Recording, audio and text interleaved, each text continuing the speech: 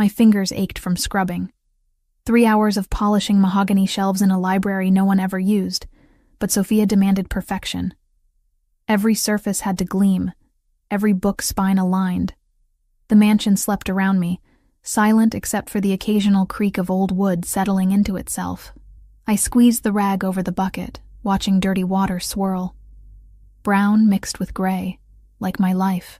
2 years in this house, and I was still invisible. Mr. Fontanelli walked past me every morning without a glance, as if I were furniture. Just another Brazilian maid cleaning up after wealthy men who played dangerous games. The window caught my attention. Movement in the garage below, barely visible through the glass. I set down my supplies and moved closer, pressing my forehead against the cool pane. A figure crouched beside the black Maserati. Low to the ground, deliberate movements. Not a guard. Guards walked upright, confident in their territory. This person moved like they were hiding something. My heart kicked against my ribs. I grabbed the flashlight Sophia kept in the supply closet and headed for the stairs. My sneakers made no sound on the marble steps. 2 years of learning how to be silent. How to disappear when the men had their meetings. The garage smelled like expensive leather and motor oil. I clicked on the flashlight, sweeping the beam across the space. The Maserati sat pristine and empty. No figure, no evidence anyone had been there at all. I circled the car anyway, searching. Nothing seemed disturbed. The concrete floor showed no fresh marks, no tools left behind. Maybe I'd imagined it. Too many double shifts. Too many nights sending money home to Mama while she fought cancer half a world away. But something felt wrong. The kind of wrong that lived in your bones. The kind veterinarians learned to trust when an animal couldn't tell you where it hurt. I climbed back upstairs, pulse still elevated. Checked the time. 3:47 in the morning. Another hour before the day shift arrived. Before the mansion woke and demanded its breakfast. Sleep would be impossible now. Morning arrived with Sophia's sharp voice cutting through the kitchen. The silver needs repolishing. Did anyone check the wine cellar inventory? Where is breakfast? I moved mechanically, brewing coffee the way Mr. Fontanelli liked it. Dark roast, no sugar, served at precisely 7:30 when he descended from his private wing. 2 years had taught me his patterns. He was a creature of routine, predictable in ways that probably kept him alive in his world.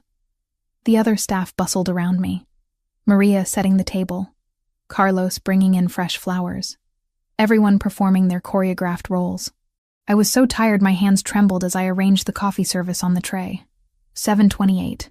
I carried it to the breakfast room, set it on the sideboard. Checked the temperature one last time. Footsteps on the stairs. Heavy, measured. Mr. Fontanelli appeared, immaculate in a charcoal suit that probably cost more than I made in 6 months. Dark hair perfectly styled, that scar above his right eyebrow catching the light. 38 years old, and he commanded space like a king surveying his kingdom. His eyes passed over me without recognition. I might as well have been wallpaper. He poured his own coffee, checking his phone with his free hand. Then his phone rang. He answered in Italian, his voice low and controlled. I understood enough to catch fragments. My grandmother had taught me some phrases, back when I still believed I'd use my veterinary degree for something other than treating neglected guard dogs. Brunarelli. Territorio portuario. Acabar com isso hoje. Port territory. End this today. His tone shifted, became urgent. Non posso aspettare. Devo arrivare veloce. Can't wait. Must arrive fast. He was already moving toward the door, keys in hand, talking about needing to accelerate before Brunarelli changed his mind, about how delays weren't acceptable. And suddenly, I was back in the garage at 3 a.m, seeing that figure crouched beside his car. The connection hit me like ice water. The shadow, the urgency, the need to arrive fast, to drive quickly, to use the brakes on Miami's crowded streets. Don't start your car! The words ripped from my throat before I could stop them. I was running, dropping the coffee tray, my sneakers slapping against marble as I sprinted after him. Every head turned. Sophia's mouth fell open. The guards materialized from nowhere, hands reaching for weapons concealed under their jackets. Mr. Fontanelli froze in the doorway, his gray-blue eyes finally looking at me. Not through me. At me. "What did you say?" His voice was deadly quiet. The kind of quiet that came before violence. "Don't start your car." My breath came in gasps. "Please, something's wrong.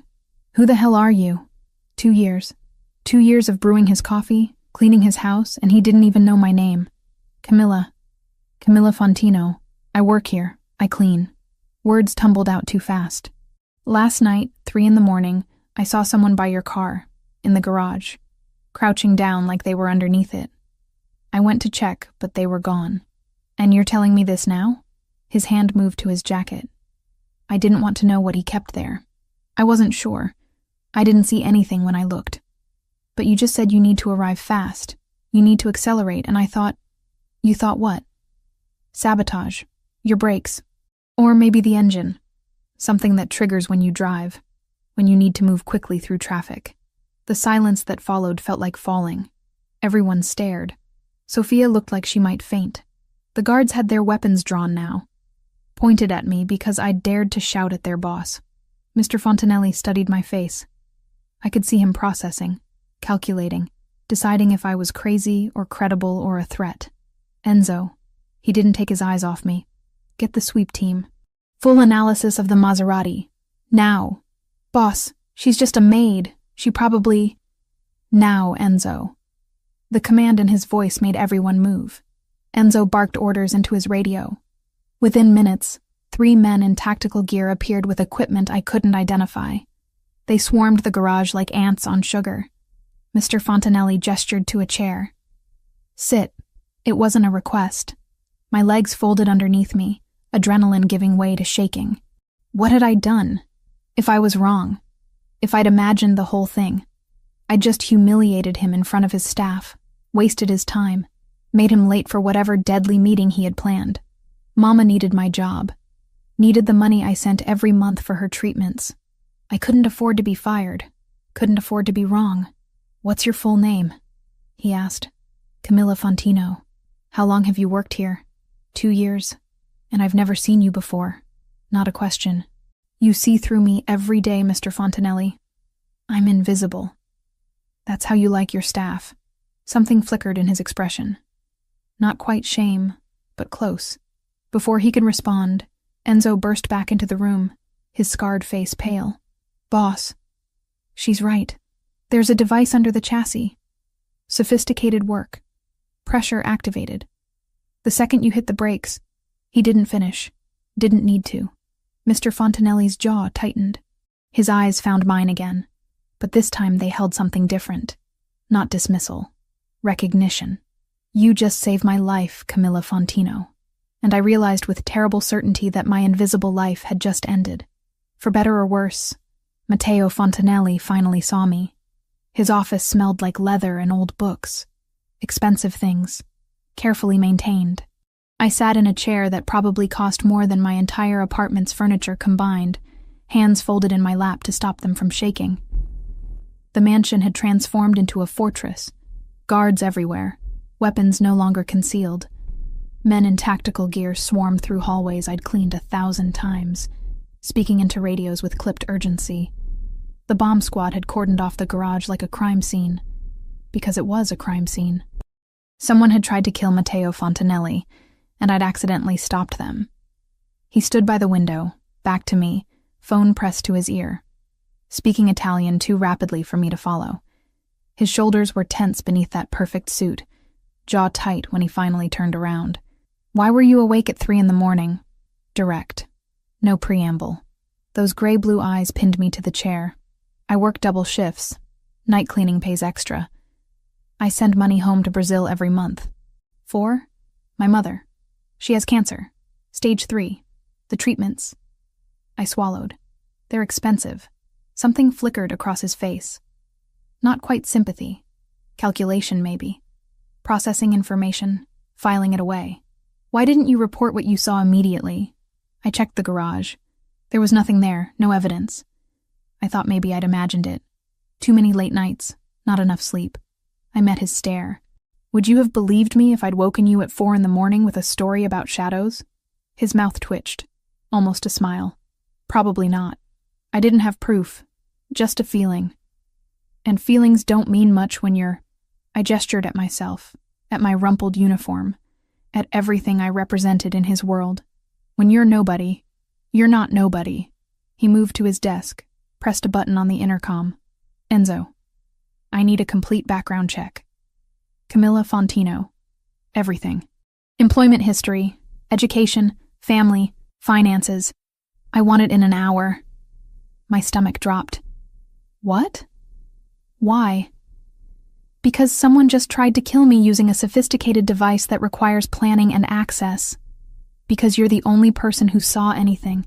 Because I need to know who you are. I'm not involved. I swear. I would never... I know. He cut me off. If you were involved, you wouldn't have warned me. You'd have let me drive away and collected whatever payment Brunarelli offered.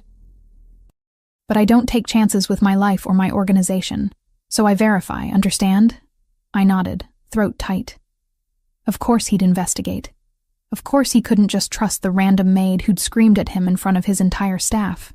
The intercom buzzed. Enzo's voice, rough and urgent. Boss, message from Brunarelli. He's claiming credit. Matteo's expression went cold. The kind of cold that made me understand exactly how dangerous he was, how carefully controlled his civility had been until now. Send it to my phone. He looked at the screen, jaw working. Then he handed it to me. The message was in Italian, but short enough for me to parse. Did you like my gift, Fontanelli? Next time I won't be so elegant. The war you wanted starts now. I set the phone down carefully. Who is Brunarelli? Someone who's about to learn what happens when you make this personal. The way he said it sent ice down my spine. I'd lived in this house for 2 years, cleaned bloodstains out of carpets I wasn't supposed to notice, heard screams from rooms I was never allowed to enter. But I'd never seen Matteo Fontanelli angry before. Not really. Now I understood why everyone feared him. She looked terrified. Good. She should be afraid. Fear meant respect, meant understanding the gravity of what she'd stumbled into. But she'd also saved my life. That meant something. In my world, loyalty was currency. Action without expectation of reward was rarer than diamonds. My phone buzzed. Enzo's report, faster than I'd expected. I scanned it quickly, absorbing details. Camilla Fontino, 28, born in São Paulo, Brazil. Veterinary degree from University of São Paulo, graduated with honors. Immigrated to the United States 3 years ago on a work visa. No criminal record. Mother, Ana Fontino, stage 3 breast cancer, currently receiving treatment in Brazil. Medical debts exceeding $200,000. I kept reading.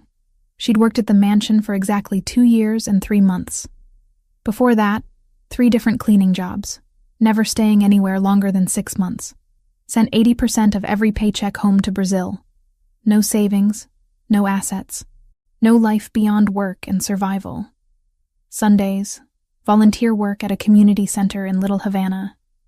Teaching English, helping with paperwork, translating for immigrants who couldn't navigate the system alone.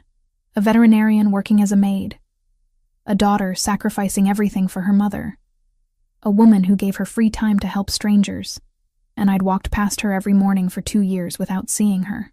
Your mother, I said, setting down the phone. How long has she been sick? Camilla's eyes widened. You already have my life story? I told you. I verify everything. Answer the question. 3 years. That's why I came here. Better jobs, better money. I thought I could pay for her treatment, maybe even bring her here eventually. Her voice cracked.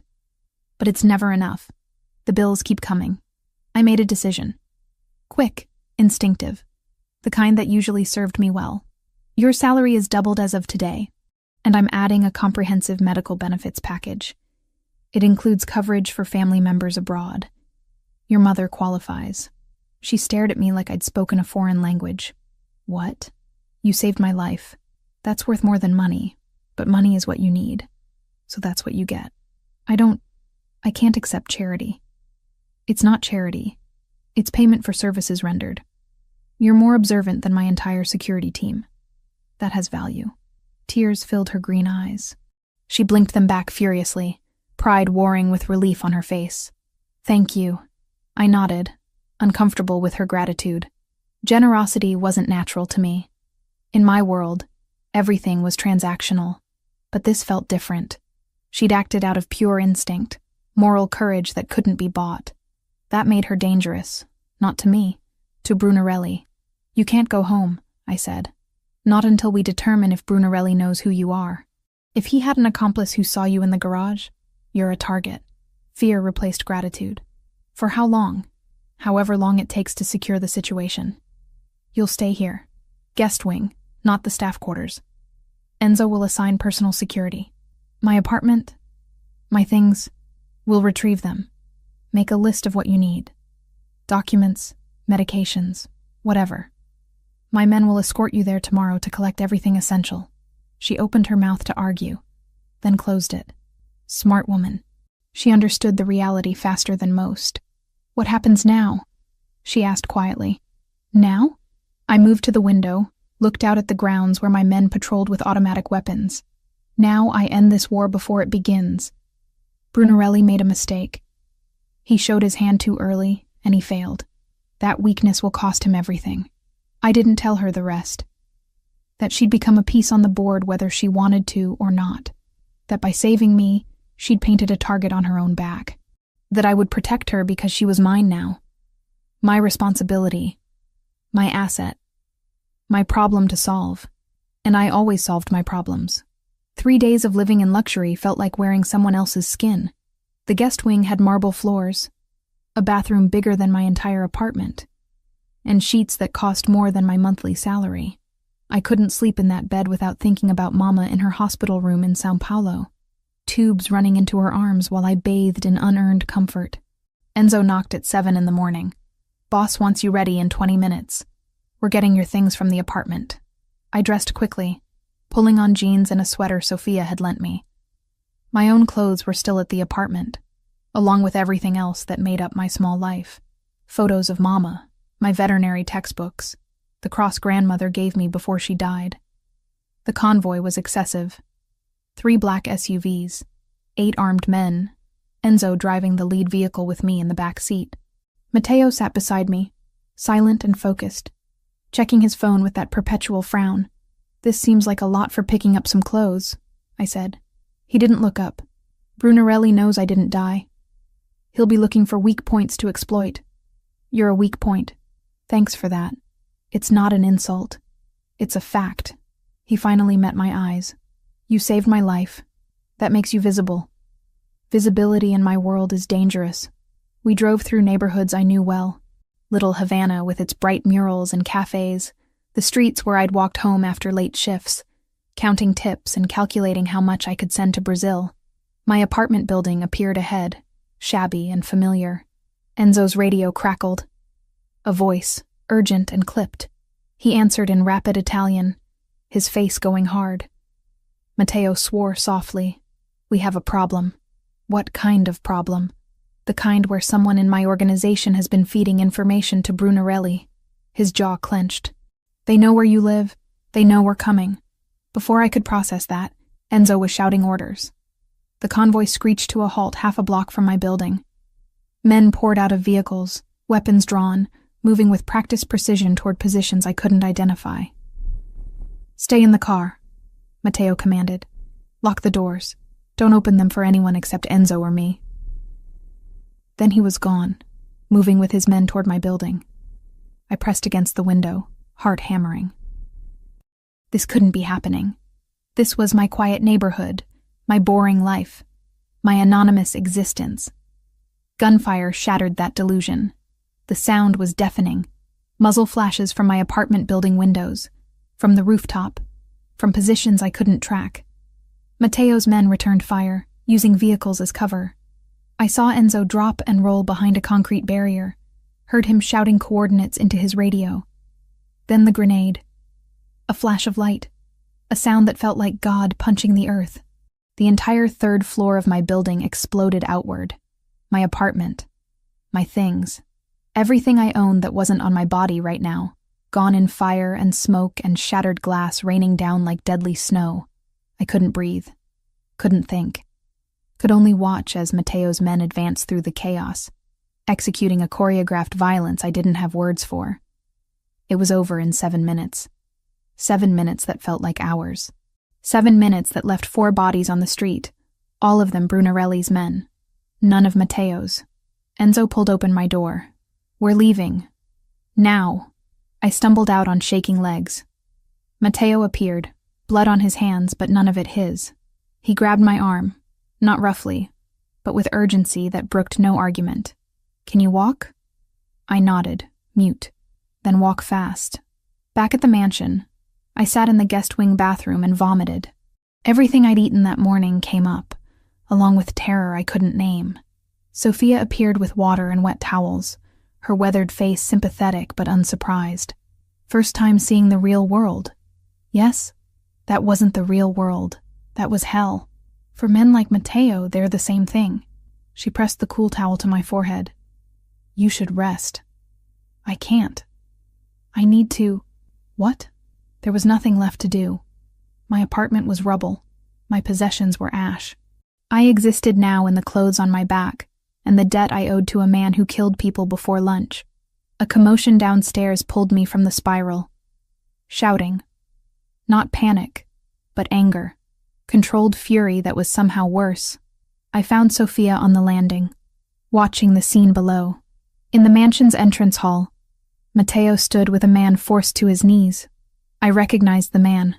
Luca, one of the security team. He'd been friendly, always nodding hello when I passed. Now he was bleeding from his mouth, hands bound behind his back. Mateo spoke in Italian. I caught enough to understand. Traitor. Sold us out. Told Brunarelli everything. Luca pleaded, tears on his face, words tumbling out. He had debts, family threatened. He hadn't wanted to betray the family, had no choice. Mateo listened. Then he pulled a gun from inside his jacket. "Don't look," Sophia whispered. I looked anyway. The shot was clean. 1 bullet. Luca's body crumpled. And then there was silence except for my own ragged breathing. Mateo holstered his weapon, spoke to his men, who moved to remove the body. Then his eyes found mine across the distance. No apology, no regret. Just cold acknowledgement that I'd witnessed what I'd witnessed. I ran back to my room and locked the door. Hours later, Sophia found me on the balcony. I'd stopped shaking, but the image wouldn't leave. Luca's face. The moment before. The moment after. He was family. Sophia said quietly, standing beside me. Luca. His mother and Mateo's mother were cousins. Mateo knew him his entire life. Then how could he? Because betrayal of blood is the worst sin in our world. Worse than stealing. Worse than murder. Luca gave our enemies access to this house, to Mateo's life, to you. He knew the rules, knew the consequences. There has to be another way. Prison, exile, something that doesn't end in execution. Sophia's expression was sad. In Mateo's world, mercy is death. Show weakness, and others will exploit it. Spare 1 traitor and 10 more appear. It's brutal, but it keeps the rest alive. I wanted to argue, wanted to believe she was wrong. But I'd seen the aftermath of my apartment. Brunarelli had sent men to kill me, to use me as leverage against Mateo. In that world, what was mercy worth? The next days blurred together. I stayed mostly in my rooms, venturing out only for meals I couldn't eat. The mansion felt like a beautiful prison, every window a reminder that outside was a war I'd accidentally joined. Until I heard the whimpering. One of Mateo's German shepherds limping badly in the courtyard. I watched from the window as guards walked past without noticing.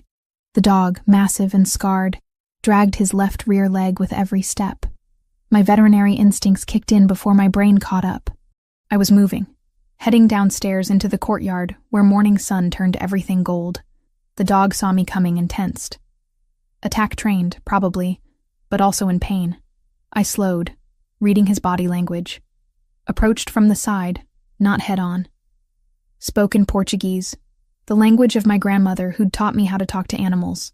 Easy boy, easy. I just want to help. It took 15 minutes of patient work, but eventually he let me touch him. My hands found the problem immediately. Hip dysplasia, advanced and untreated. He'd been compensating for months, maybe years. The joint was inflamed, probably agonizing with every movement. I was so focused I didn't hear Matteo approach until he spoke. "You're good with him." I looked up. He stood 10 feet away, watching with those calculating eyes. "He's in pain. Has been for a long time. The dysplasia in his hip is severe." I continued my examination, feeling the dog relax under practiced hands. Whoever's been treating him missed the diagnosis. They probably thought it was just arthritis. "You can tell that by touching him?" "I can tell that because I spent 4 years learning exactly this." The words came out sharper than intended. "I'm a veterinarian, Mr. Fontanelli. A real one, with a degree in everything. Not just a maid who got lucky spotting shadows." Something shifted in his expression. Not surprise. He'd already read my file. But appreciation, maybe. Recognition. "Can you help him? I can create a treatment plan. Anti-inflammatories, specific exercises, possibly supplements. He'll never be pain-free, but we can make him comfortable." I stroked the dog's head. "What's his name?" "Dante. Dante deserves better than suffering in silence." Matteo moved closer, crouched beside us. Dante's tail wagged once, recognizing his master. "Show me what he needs." We spent the next hour in the courtyard, me demonstrating gentle stretches, explaining the physiology, describing modifications to his diet and exercise routine. Matteo listened with absolute focus, asking questions that proved he wasn't just humoring me. When we finished, Dante was resting comfortably in the shade, medication already administered from the mansion's extensive medical supplies. "You miss it," Matteo said. Not a question. "Every day. I thought I was giving it up temporarily, just until Mama was well. But temporary became permanent, and now I clean houses instead of saving lives. Because you love your mother. Because I'm all she has. My father left when I was 12. No siblings, no extended family with money. Just me and her. I met his stare. So yes, I gave up my career, but I didn't give up who I am." He was quiet for a long moment. When he finally spoke, his voice was different. Lower. More human. 3 days ago, you saw me kill a man. I saw you execute someone who betrayed you. And you think I'm a monster. I think you're a man who believes violence is the only language that matters. But I don't think you're right." His eyes narrowed. "Explain.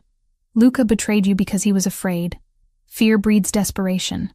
If your world is built entirely on fear, you'll always have traitors waiting for the first sign of weakness.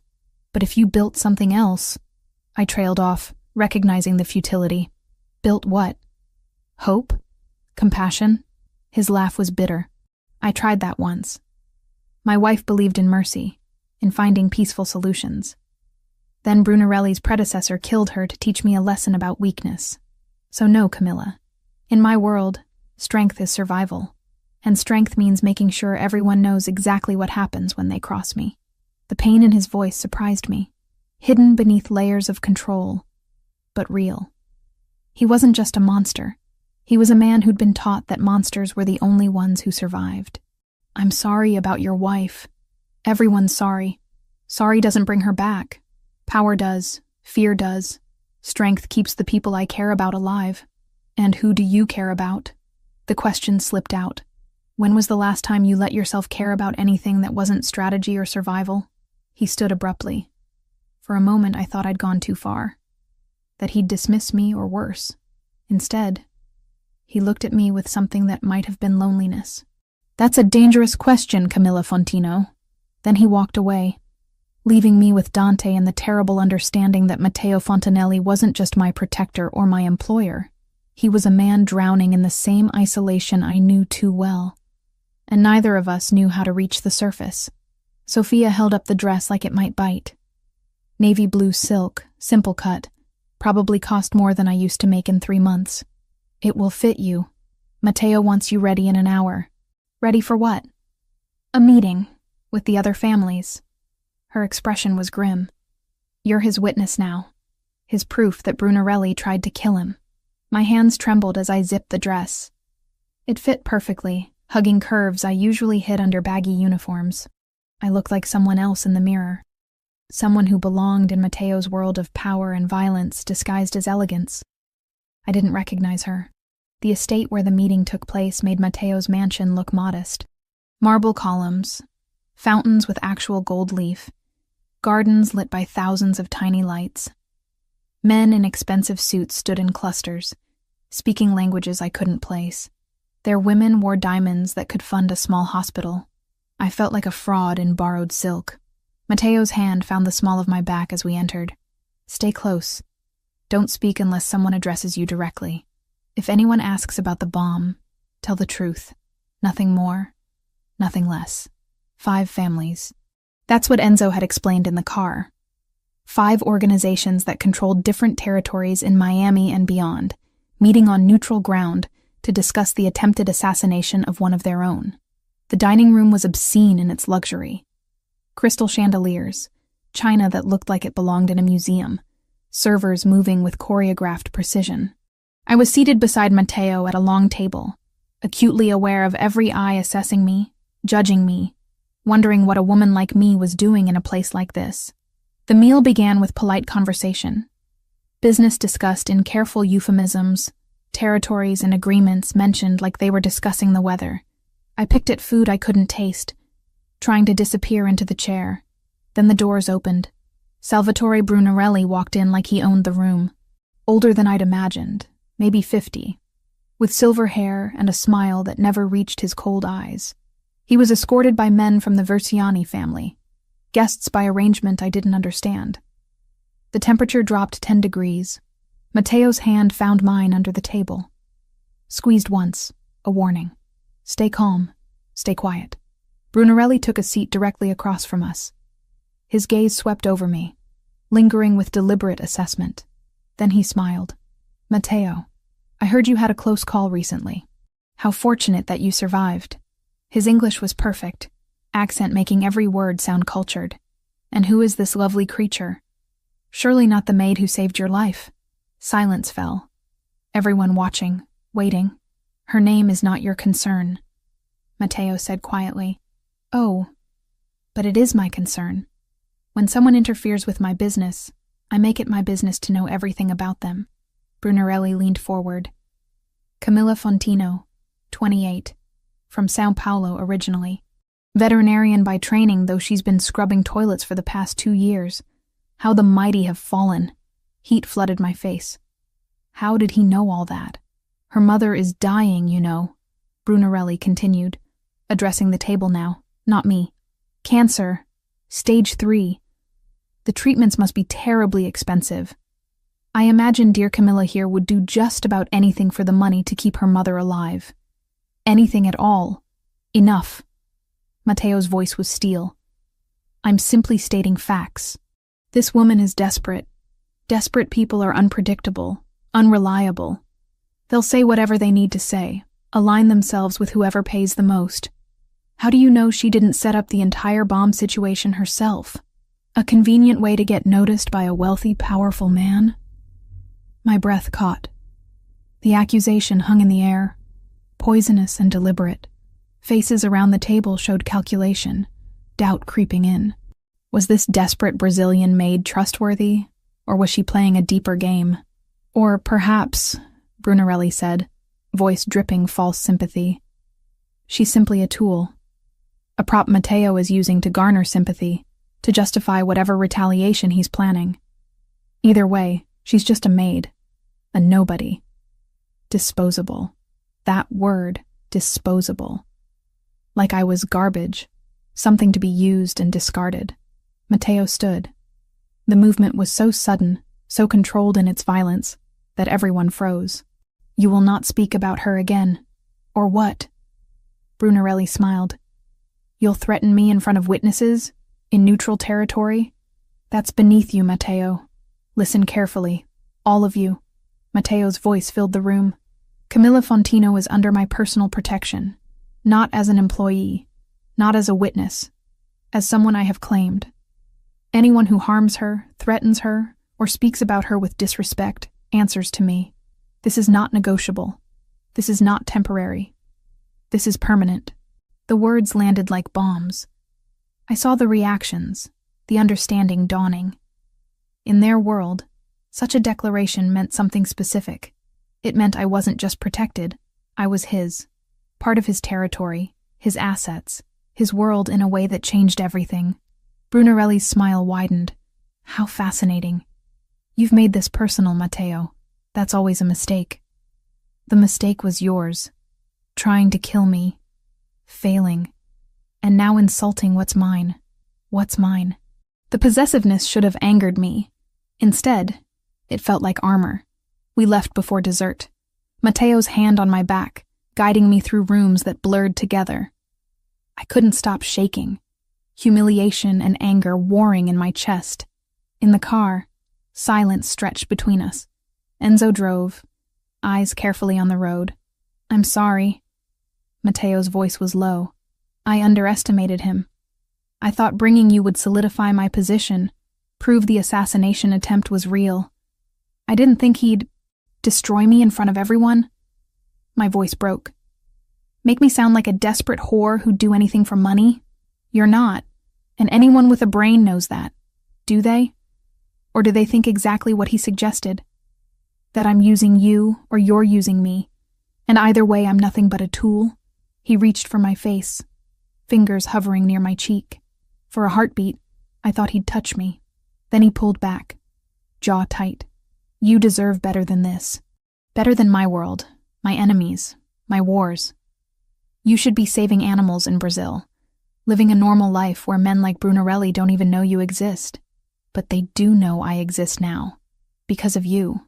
Because of me. He agreed. The pain in his voice surprised me. I've painted a target on you that won't disappear even if you leave. You're marked now. By your association with me. By the choice you made to warn me. There's no going back to invisible. The truth of it settled like lead in my stomach. He was right. I could never go back to being nobody.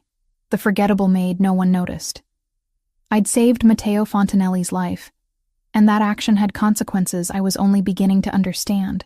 When we reached the mansion, I went straight to my room, stripped off the borrowed dress, threw it in a corner, stood under a shower hot enough to scald, trying to wash away the humiliation.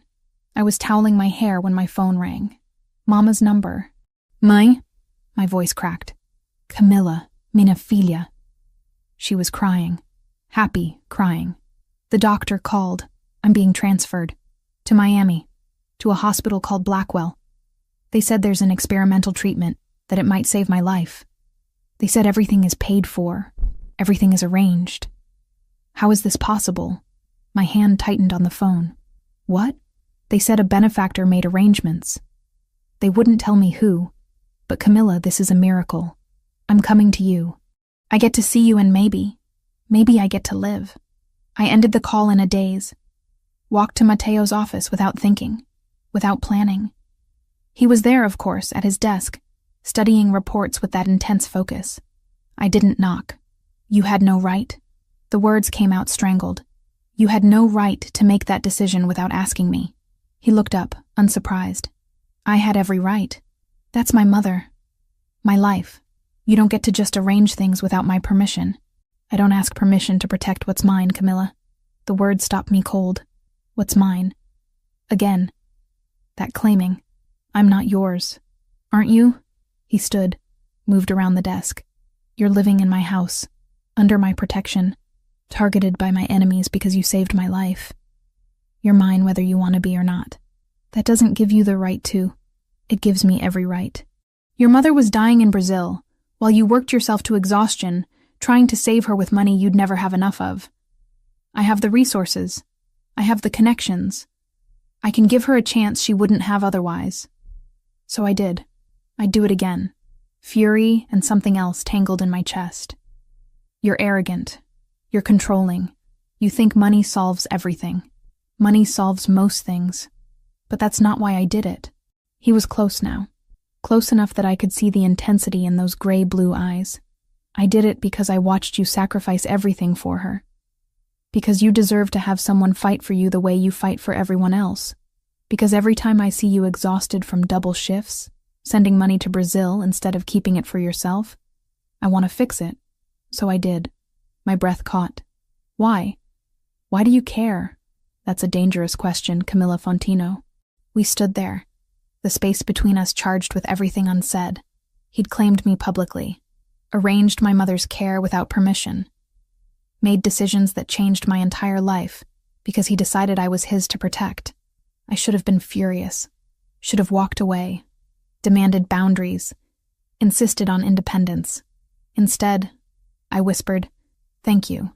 His expression shifted. Surprise, maybe. Relief. Something that looked almost like vulnerability. "She'll be here in 3 days. The oncologist is the best in the country. If anyone can save her, it's him."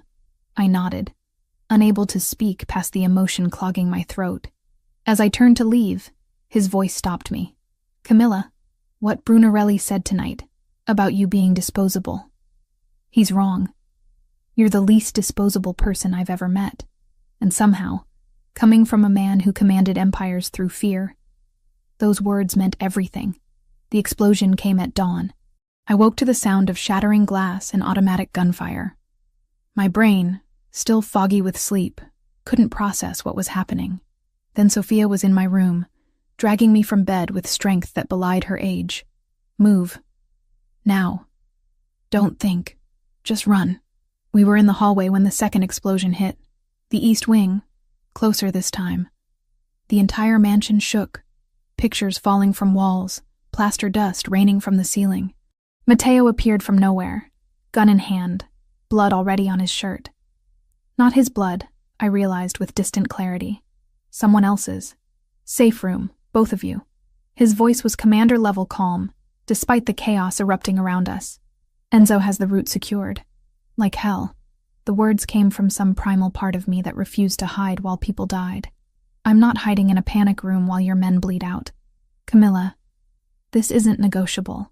Neither am I." Another burst of gunfire, closer now. Matteo swore, grabbed my arm, half dragged me toward the reinforced corridor that led to the safe room. Sophia ran ahead, surprisingly fast for a woman pushing 60. We were 20 feet from safety when I heard the scream. One of the guards, young guy named Marco, who always smiled when I passed. He was on the ground in the entrance hall, clutching his abdomen, blood everywhere, pooling beneath him like spilled wine. I broke free from Matteo's grip and ran. "Camilla, no!" But I was already sliding to my knees beside Marco, hands pressing against the wound. Exit wound in his back, through and through. Abdominal cavity compromised.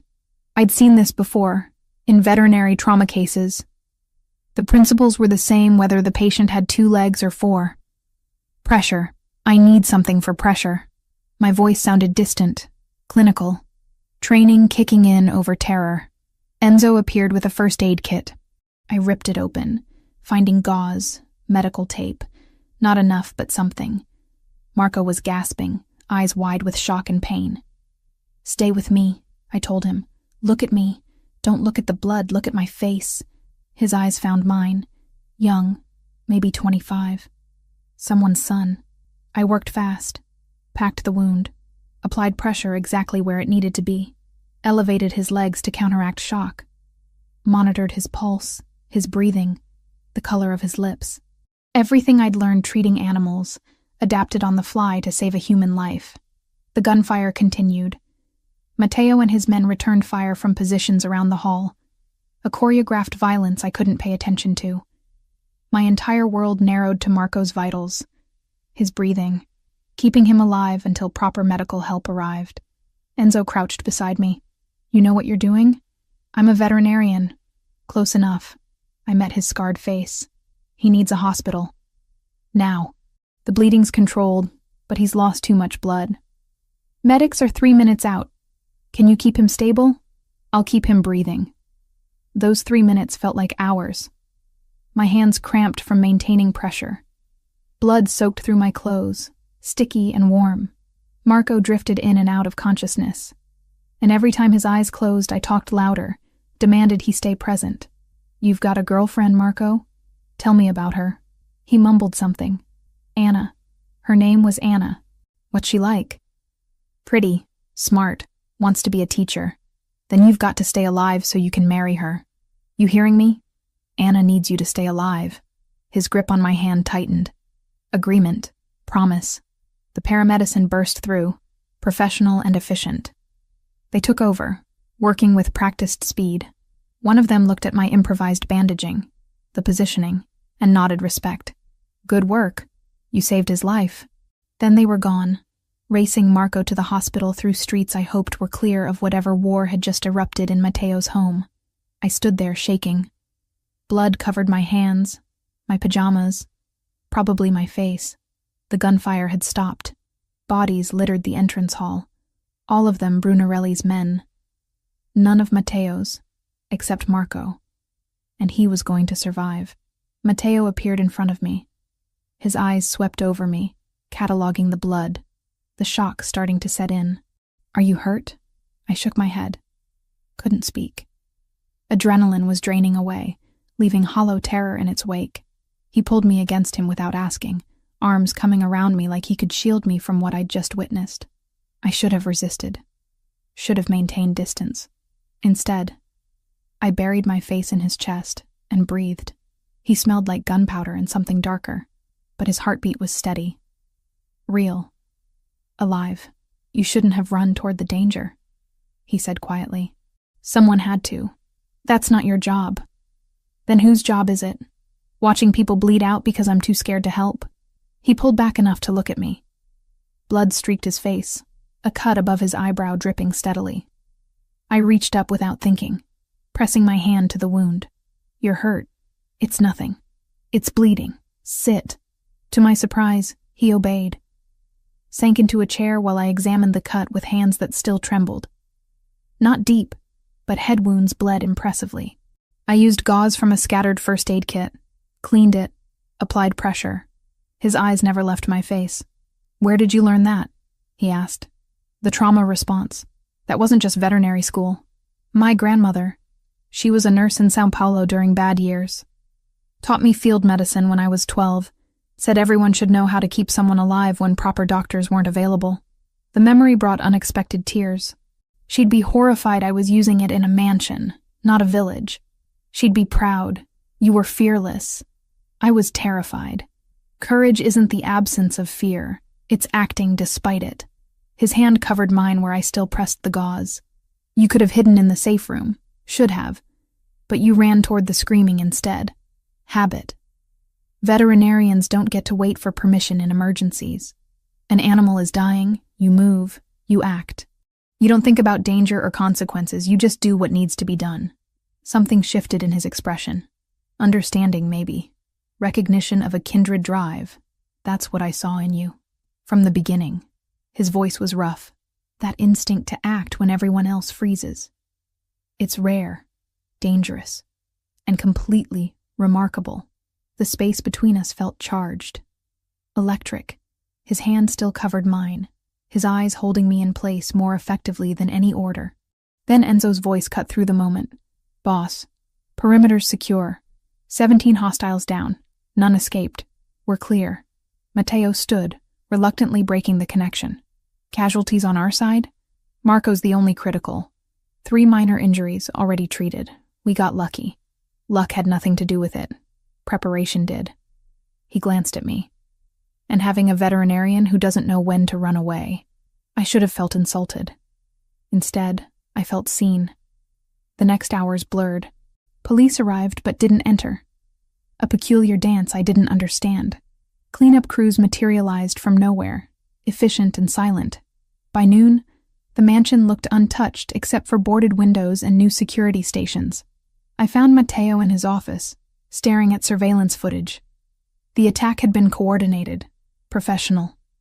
20 men with military-grade weapons, hitting simultaneously from 3 points. Brunarelli? I asked from the doorway. Who else? He didn't look away from the screens. This was retaliation for the dinner, for me claiming you publicly. He's making a point. What point? That he can reach me anywhere, that nowhere is safe, that everyone I care about is vulnerable. Everyone I care about. The words hung heavy. I moved into the room, closed the door behind me, stood in front of his desk until he had to look at me. I'm still here, I said quietly. He tried. He failed. I'm still here. This time. Next time, luck might run out. Then we make sure there is no next time. He stood, came around the desk. You don't understand what you're saying. This doesn't end, Camilla. Men like Brunarelli, they don't stop. They escalate. He'll keep coming, keep trying, until one of us is dead. Then make it him. You hate violence. You said mercy was strength, remember? I said that before he tried to kill you in your own home. Before he put Marco in the hospital. Before I had to keep a 25-year-old alive with field medicine because your enemy decided I'm an acceptable casualty. My voice shook. I don't want mercy for Brunarelli anymore. I want him stopped. Matteo's eyes searched mine. You mean that? Every word. He reached for me then. Slow, giving me time to pull away. When I didn't, his hand cupped my face, thumb brushing my cheekbone. You're covered in blood and plaster dust, and you're the most beautiful thing I've ever seen. My breath caught. Matteo, I told myself to keep distance, to protect you by not letting this become personal. But it's too late. It became personal the moment you screamed at me not to start my car. Maybe even before that. In all those mornings you poured my coffee and I was too blind to see you. You see me now. I see you. I can't stop seeing you. His forehead touched mine. And that terrifies me more than Brunarelli ever could. I closed the distance, kissed him with everything I'd been holding back. Weeks of tension and fear and connection I didn't have words for. He responded instantly. One hand in my hair, the other pulling me closer. It wasn't gentle. It was desperate. Consuming. Two people who'd looked at death and chosen life instead. When we finally broke apart, both breathing hard, his eyes held questions. My room or yours? I whispered. Mine. It's more secure. Even in this, he thought about protection. It should have annoyed me. Instead, it made me want him more. We barely made it to his suite. Clothes discarded between kisses. Hands mapping territory that had existed only in stolen glances before. He was careful despite the urgency. Checking that I wanted this. Wanted him. Wanted all the complications that came with crossing this line. I answered by pulling him down to me. Afterward, wrapped in sheets that cost more than my former rent, his arm around me like a shield. I felt the magnitude of what we'd done. Not the physical act. The choice. I'd chosen him. His world. His wars. All of it. No going back now. He murmured against my hair, reading my thoughts. Did you want to go back? No. But I wanted you to have the option. I turned to face him. I saved your life because it was right. I'm staying because I want to. Those are separate choices. Are they? His finger traced patterns on my shoulder. You're here because of that morning in the garage. Everything stems from that moment. Maybe. Or maybe I was always going to end up here, and the bomb was just the catalyst. I pressed my palm against his chest, feeling his heartbeat. Do you believe in fate? I believe in cause and effect. Action and consequence. He caught my hand, brought it to his lips. But if fate brought you into my life, then fate has better timing than I credited. Outside, guards patrolled, enemies plotted, wars waited to be fought. But in that moment, wrapped in each other, we allowed ourselves to believe in something other than survival. We allowed ourselves to believe in us. The morning after changed everything. I woke in Matteo's bed, sheets tangled around us, sunlight streaming through bulletproof windows. For a moment, it felt normal. Then I remembered where I was, who he was, what we'd become. Sophia's expression when I appeared for breakfast told me the entire household knew. Not judgment exactly, but calculation. The maid was sleeping with the boss. Power dynamics had shifted in ways I couldn't fully comprehend yet. Matteo didn't hide it. His hand on my back as we walked through the house, casual possession that made his men avert their eyes respectfully. I'd gone from invisible to untouchable overnight. It should have felt like victory. Instead, it felt like a target. 3 days into our new reality, Enzo burst into the study where Matteo was teaching me how his security systems worked. His scarred face was pale, jaw tight. Boss, package arrived. You need to see this. The video played on Matteo's laptop. I wished I hadn't watched. A man tied to a chair, face swollen from beatings. Brunarelli's voice off camera, calm and conversational, asking questions about Matteo's operations, his roots, his weaknesses. The man, one of Matteo's low-level informants, refused to answer. What followed made me turn away, bile rising in my throat. When the video ended, Brunarelli appeared on camera. Smiled. "Your turn, Fontanelli. Port territory, all of it, or this becomes everyone you care about. You have 72 hours, then the war becomes total." Matteo closed the laptop with controlled violence. "Get me Enzo, Victor, and Paolo.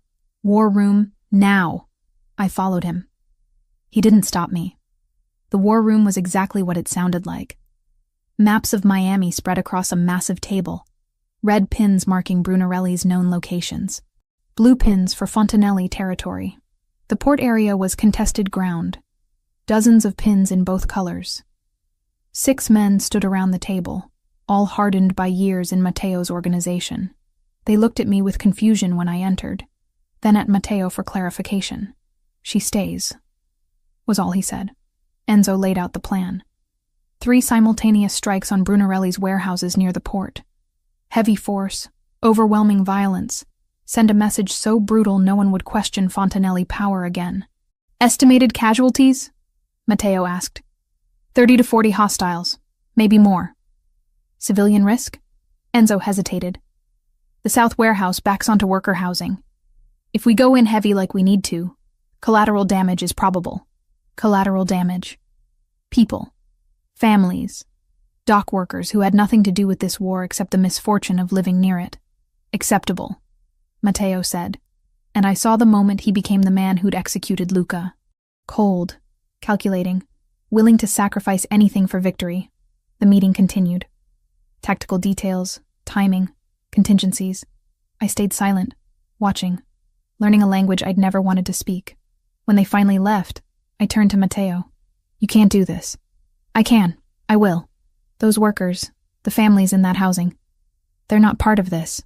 They're in the way. War doesn't care about innocence, Camilla. But you should." I moved closer, forcing him to look at me. "You just made love to me 3 days ago, and now you're planning mass murder like it's a business transaction." "It is a business transaction. Brunarelli made demands. I'm answering. This is what my world looks like without the silk sheets and expensive wine. There has to be another way." "There isn't," but his voice held doubt. Small, but present. I thought about Little Havana, the community center where I'd spent Sundays teaching English, helping immigrants navigate systems designed to exclude them. The network of invisible people who kept Miami running, while the wealthy and powerful never noticed they existed. What if there was? His eyes narrowed. "Explain." "You need intelligence on Brunarelli. Locations, routines, vulnerabilities. Your formal surveillance has gaps because his men know what to look for, who to avoid." "I'm aware. But they don't look for the janitors, the delivery drivers, the maintenance workers, the people who clean his offices and restock his warehouses and fix his plumbing." I pulled up a chair, sat at his war table. "I know people. Brazilians, Haitians, Venezuelans. They work at the docks, in the warehouses, everywhere you need eyes. They're invisible to men like Brunarelli." Matteo was quiet, processing. "You want to recruit civilians. I want to offer them good money for information they already have. No fighting, no danger. Just tell us what they see in buildings they already work in. It's risky. If Brunarelli finds out, he won't, because he doesn't see them. Just like you didn't see me for 2 years." The barb landed. His jaw tightened. "These people have been invisible their entire lives. That's their advantage. You're talking about espionage using housekeepers. I'm talking about using every resource available instead of carpet bombing a neighborhood because it's expedient." He stood, paced. I could see the war in his expression, between the brutal efficiency that had kept him alive and something newer, something I'd maybe planted. "If I agree to this, you're not going into the field. You coordinate from here. Matteo, non-negotiable. You recruit, you organize, but you don't leave this compound. Brunarelli already wants you dead. I won't make it easier for him. It wasn't ideal, but it was movement. Fine. And if this doesn't work, if your invisible network can't deliver what I need, we do this my way. Full assault, no mercy. It'll work. How can you be so sure?" "Because I was invisible too. I know exactly how much these people see when no one thinks they're watching. The next 48 hours were a blur. Phone calls to people I'd met at the community center. Maria, who cleaned offices in the Port Authority building. Jose, who did maintenance at Brunarelli's primary warehouse. Carmen, who delivered laundry to properties throughout the Port District. I explained carefully.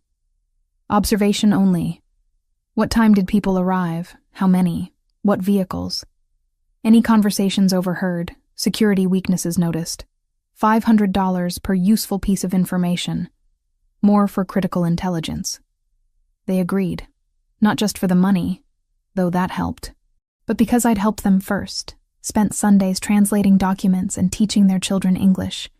Because I was one of them. Even if I lived in a mansion now, the information came fast. Jose reported Brunarelli visited the South Warehouse every Tuesday at 9 a.m., always with the same 4 guards. Maria overheard meetings about a shipment arriving Thursday, detailed the security protocols. Carmen mapped the entire facility layout from memory, marking weak points in the perimeter. Within 72 hours, we had more intelligence than Mateo's surveillance team had gathered in months. He spread the new information across the war table, studying it with intensity that bordered on reverence. This is remarkable. He looked up at me. Your people noticed things my professionals missed, because your professionals were looking for threats. My people were just doing their jobs and remembering details. It changes everything. We can hit the North Warehouse when Brunarelli's at the South location. Minimal casualties, maximum impact. Avoid the civilian housing entirely. Relief flooded through me. So we're not bombing neighborhoods? Not today. He pulled me against him, surprising gentleness after hours of military planning. You did good, Camilla. Better than good. You showed me something I'd forgotten. What's that? That the people no one notices are sometimes the most dangerous weapons in the room. I thought about myself, cleaning his library while planning saved his life, about all the invisible workers who'd just helped plan a counterstrike, about power that came not from violence but from information, community, connection. We're not weapons, I said quietly. We're people. That's the difference. His kiss was answer enough. The strike happened 2 days later. Surgical precision, based on intelligence from people Brunarelli had never thought to fear. His North Warehouse was hit during the Tuesday meeting window. Most of his organization was elsewhere, exactly as Jose had predicted. Casualties. Minimal. Brunarelli's supply chain. Crippled. Message sent. Fontanelli had eyes everywhere. When Matteo returned, bloodied but victorious, he found me in his study. Pulled me close despite the combat dirt and sweat. Your way worked. Our way, I corrected. We did this together. Partners? I met his gaze. Partners. And for the first time since this war began, I believed we might actually win it. The plan was perfect on paper. Hit Brunarelli's main depot at dawn, cripple his supply lines, end the war before it consumed us all. Intelligence from Camilla's network had given us everything we needed. Guard rotations, entry points, even the security codes. Too perfect. I stood in the war room at midnight, studying the layout one more time. Something nagged at me, an instinct honed by 20 years of survival in a world where mistakes meant body bags. My phone buzzed. Victor, one of my most trusted operatives, deeply embedded in neutral territory. Boss, we have a problem. I stepped away from the table, lowered my voice. Talk. Word on the street is Brunarelli's been expecting an attack. He's been feeding false intel through channels, trying to draw you out. The depot might be bait. Ice ran through my veins. How reliable is this? 80%. My source risked his life getting this to me. I ended the call, mind already racing through implications. If the depot was bait, what was the real target? Then it hit me with terrible clarity. Me out of the mansion meant Camilla vulnerable. Brunarelli didn't want territory anymore. He wanted leverage. He wanted her. Change of plans. I turned to Enzo and my lieutenants. We're staying here. Enzo frowned. Boss, we've been planning this for days. It's a trap. Brunarelli wants me at that depot so he can hit the mansion with reduced defenses. We're not giving him that satisfaction. So we abort? No. We send a small team to maintain appearances. Make it look like I took the bait. But I'm staying here with full defensive force. When Brunarelli comes, we'll be ready. Understanding dawned across their faces. You're setting a counter-trap. He thinks he's been clever. Let's show him what clever actually looks like. I woke Camilla at 2 a.m. She sat up instantly, reading the tension in my face. What's wrong? Brunarelli's coming. Tonight. Here. I handed her a vest, Kevlar reinforced. Put this on. Don't argue. To her credit, she didn't. Just pulled the vest over her nightshirt and stood. What do you need me to do? Stay in the reinforced corridor. Sophia knows the protocols. If shooting starts, you follow her orders exactly. Matteo? Please. I cupped her face, memorizing features I'd grown to need more than air. I can't fight if I'm worried about you. Let me protect you this time. She nodded, but I saw the fear in her green eyes. Not for herself. For me. Come back to me, she whispered. Always. The attack came at 3:47 a.m. 20 vehicles, maybe 60 men, hitting from 3 sides simultaneously. Brunarelli had committed everything to this assault, believing I'd left the mansion vulnerable. He was wrong. We were waiting. Defensive positions fortified, every entry point covered, guards at triple strength. When his men breached the outer walls, they walked into a kill box. Gunfire erupted. Controlled, precise, devastating. My men were trained for exactly this scenario. We'd war-gamed mansion defense 100 times. Brunarelli's force was good, but ours was better in fighting on home ground. Still, numbers mattered. They pushed hard, using overwhelming firepower to advance through the grounds. Explosions rocked the east wing. Glass shattered, alarms screaming. I coordinated from the central position, radio in one ear, gun in my hand. Enzo commanded the north perimeter, Victor the south. We were holding, but barely. Then I saw him. Brunarelli himself, advancing through the garden with his personal guard. The old bastard had come to finish this personally. He's mine, I told Enzo. Hold the perimeter. I moved through corridors I'd walked 1,000 times, every corner familiar. My home, my territory, my advantage. Brunarelli was making for the residential wing, looking for Camilla, just as I'd predicted. But he'd have to go through me first. We met in the entrance hall where this had all started, where Camilla had screamed at me not to start my car. Fitting, somehow. Matteo. He smiled, weapon raised. I knew you'd stay. You've gone soft. Protecting that little maid like she actually matters. She matters more than you'll ever understand. Then this will hurt more when I take her. He fired. I dove behind the marble column, returned fire. Combat wasn't elegant at close range. It was violent, desperate. Whoever made fewer mistakes survived. His guard went down first. 2 shots. Center mass. Then it was just Brunarelli and me, circling in a hall decorated with blood and spent casings. You can't win this, he said. Even if you kill me, my organization will come for her. For everyone you care about. Your organization will be too busy saving themselves. The FBI has been very interested in our recent intelligence sharing. His expression flickered. Doubt. Fear. I'd already made the call 2 days ago.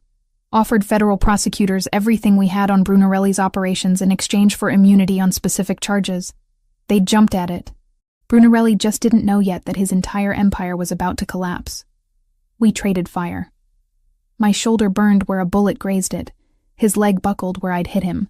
Old men playing violent games, too stubborn to admit we should have died years ago. Then I heard Camilla scream. Everything stopped. My heart, my breath, every thought except getting to her. Brunarelli smiled through blood-stained teeth. Sounds like my men found her after all. I ran. Left Brunarelli bleeding in the entrance hall. Ran toward her voice. Found her in the north corridor. One of Brunarelli's men dragging her by the arm, gun to her head. Stay back, Fontanelli, or I paint the walls with her brain. Camilla wasn't crying. Wasn't begging. Her eyes met mine and I saw calculation. She was planning something. Then she moved. A sharp elbow to the man's ribs. Exactly where Sophia had taught her during those self-defense lessons I'd insisted on. His grip loosened just enough. She twisted, dropped her weight, used his own momentum against him. The gun went off. I fired simultaneously. The man crumpled. Camilla stood there, breathing hard, unhurt. Sophia's a good teacher. Pride flooded through me, mixed with lingering terror. You're supposed to stay in the safe corridor. He broke through, had to improvise. Enzo's voice crackled over the radio. Boss, perimeter secure. Hostiles neutralized or retreating. Brunarelli? Still breathing. Send medics to the entrance hall. We found him there, bleeding from multiple wounds but alive. His eyes tracked us with hatred and grudging respect. Go ahead, he rasped. Finish it. You've won. I raised my weapon. One shot, end this forever. No more threat to Camilla, to my organization, to everything I'd built. But I saw her face, saw the woman who'd argued for mercy, for justice, for something beyond endless violence. I lowered the gun. Call an ambulance, I told Enzo, and call my FBI contact. Tell them Salvatore Brunarelli is ready to discuss cooperation in exchange for protection from his former associates. Shock registered on Brunarelli's face. You're letting me live? I'm letting the justice system handle you. You'll testify against every member of the 'Ndrangheta in Florida. You'll spend whatever years you have left in witness protection, cut off from everything you built. That's worse than a bullet. Camilla's hand found mine. Squeezed once. Approval. Besides, I added, looking at the woman who'd changed everything, someone recently taught me that true strength isn't about how much violence you can inflict. It's about choosing something better when you have the power to destroy. The ambulance came. Federal agents not far behind. Brunarelli was loaded onto a stretcher, already negotiating his surrender in exchange for protection. As dawn broke over the mansion, Camilla and I stood in the ruins of the entrance hall. Bullet holes in marble. Blood on pristine floors. But alive. Together. You chose mercy, she said quietly. I chose us. There's a difference. She turned into my arms, and I held her like I'd never let go. The war wasn't over, not completely. There would be trials, testimony, reorganization, but the worst was past. We'd survived. More than that, we'd won without losing ourselves in the process. That was worth more than any territory, any empire, any amount of blood spilled in the name of power. That was everything. 3 months felt like a lifetime and a heartbeat all at once. The mansion had been rebuilt, stronger than before. Brunarelli's testimony had dismantled the 'Ndrangheta's Florida operations, earning Matteo cautious respect from other families, and a tentative peace he hadn't known in years. The port territory was finally, definitively his. But none of that mattered as much as the woman walking through airport arrivals, frail but alive. I ran to her, years of distance collapsing in an embrace that smelled like home and hospital antiseptic. Mama held me tight, tears streaming down her weathered face. Minha filha, let me look at you. She pulled back, studying me with eyes that had always seen too much. You're different, stronger, and in love, I think. Heat flooded my cheeks. Mama, Don't lie to your mother. I know that look. Same one your grandmother had when she talked about your grandfather. Her gaze moved past me to where Matteo stood at a respectful distance, flanked by Enzo and 2 guards. Is that him? The man who saved my life? He saved both our lives. Multiple times. I took her hand. Come meet him. Matteo looked nervous, an expression I'd never seen on him before. This man who commanded empires through force of will was anxious about meeting a 62-year-old woman with cancer. Mrs. Fontino, it's an honor. He extended his hand formally. Mama ignored it, studying his face with the intensity of someone reading souls. You love my daughter. Not a question. Matteo didn't flinch. More than I have words for. Good, because if you hurt her, cancer or not, I will find a way to make you regret it. A smile broke across his face, genuine and warm. I believe you would. Now. I'm told there's a mansion with a guest suite that has my name on it, and I'm exhausted from the flight. Camilla, help your old mother to the car. Dinner that night was surreal. Mama at one end of the table, Matteo at the other. Me caught between my 2 worlds trying to reconcile. Sophia had prepared Brazilian dishes, a gesture that made Mama cry grateful tears. "Tell me how you met," Mama said over the main course. The real story, not whatever sanitized version Camilla gave me on the phone. I looked at Mateo. He looked at me. Then we told her everything. The shadow in the garage, the bomb, the war that followed. She listened without interrupting, face growing more serious with each revelation. When we finished, she was quiet for a long moment. Then she reached across the table, took both our hands. My daughter has always had the instinct to run towards suffering instead of away from it. When she was 8, she found a dog hit by a car. Everyone told her to leave it, that it was dying anyway. She sat with that dog for 6 hours until a veterinarian came. The dog lived. Mama squeezed my hand. She chose you not because you're powerful or wealthy, Mateo. She chose you because she saw something worth saving. Don't prove her wrong. I won't, he promised. And I believed him. The next days fell into a routine that felt almost normal. Mama's treatment continued at Blackwell, her response exceeding doctors' expectations. I spent mornings with her, afternoons helping Mateo with legitimate business operations, evenings in his arms planning a future that felt increasingly possible. But something was missing. A restlessness I couldn't name, growing with each passing day. Mateo noticed, of course. He noticed everything about me now. "Talk to me." We were in his study, late evening, city lights spreading below us like fallen stars. "Something's bothering you. I don't know how to explain it." I set down the financial report I'd been pretending to read. "Everything is perfect. Mama's getting better. We're together. The war is over, but I feel empty." He moved from behind his desk, sat beside me on the leather couch. "Empty how? Like I'm just existing. I'm not the maid anymore, but I'm not anything else either.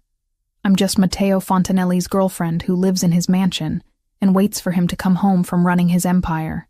The words tumbled out. "I love you, but I need to be more than someone you love. I need purpose. Something that's mine." Understanding dawned in his eyes. "What do you want?" "I don't know. That's the problem."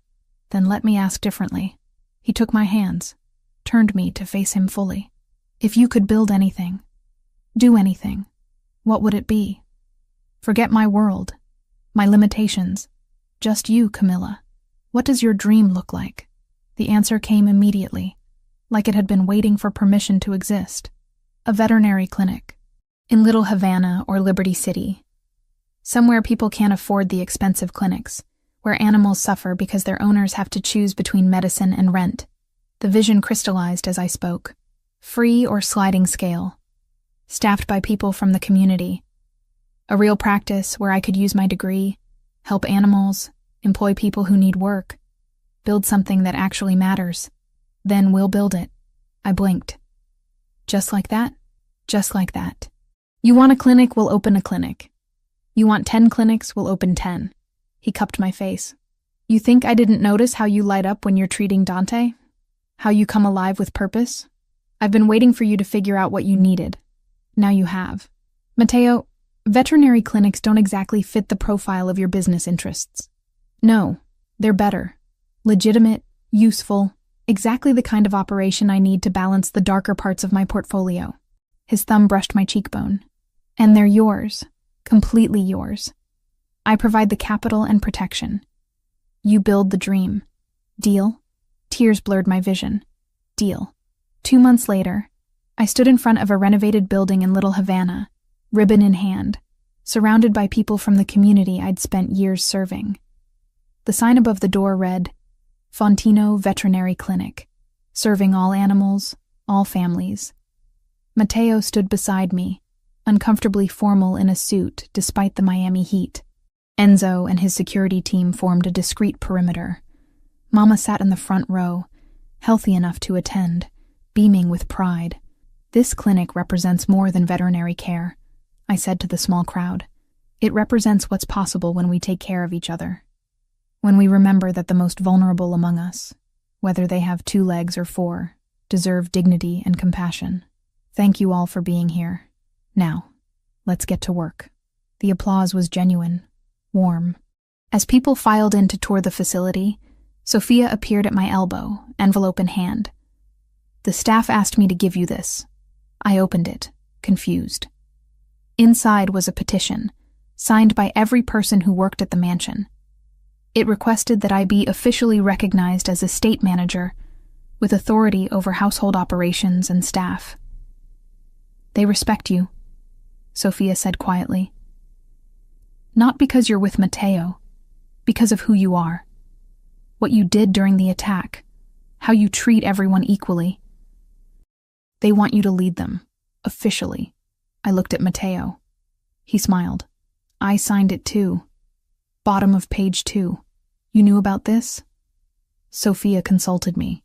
I approved immediately.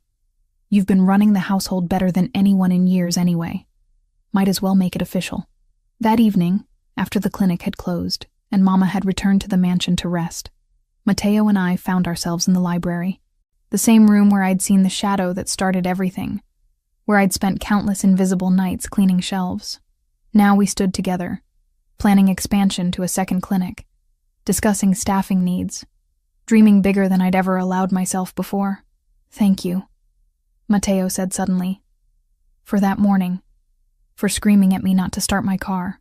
You've thanked me before. Not for this. Not for everything that came after." He pulled me close. "You saved my life that morning.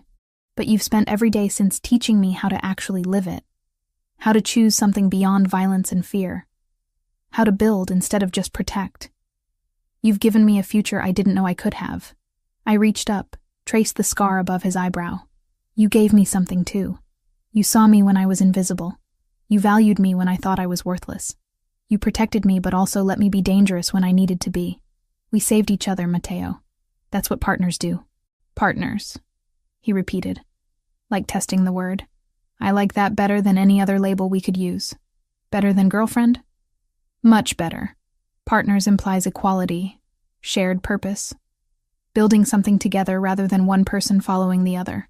He kissed me, soft and sure. "Is that what we are? Partners building something new?" I looked around the library. At the books I'd once dusted without reading. At the window where I'd seen a shadow that changed everything. At the man who'd finally taught me that being seen was worth the danger that came with it. That's exactly what we are. Outside, the mansion grounds glowed with security lights. Guards patrolled, protecting the empire Matteo had built through blood and strategy. But inside this room, wrapped in his arms, I felt the future taking shape. Not just survival, not just safety. Something better. Something built on trust and respect, and the knowledge that true strength came from choosing compassion when you had power to destroy. We'd both been invisible in our own ways. Him, hiding humanity behind the mask of a mafia boss. Me, hiding competence behind the uniform of a maid. Now we were seen. By each other, by the world, by ourselves. And that was worth every danger, every battle, every moment of fear. Because being truly seen by the person you love was the rarest treasure of all. And we'd fought too hard to ever take it for granted again.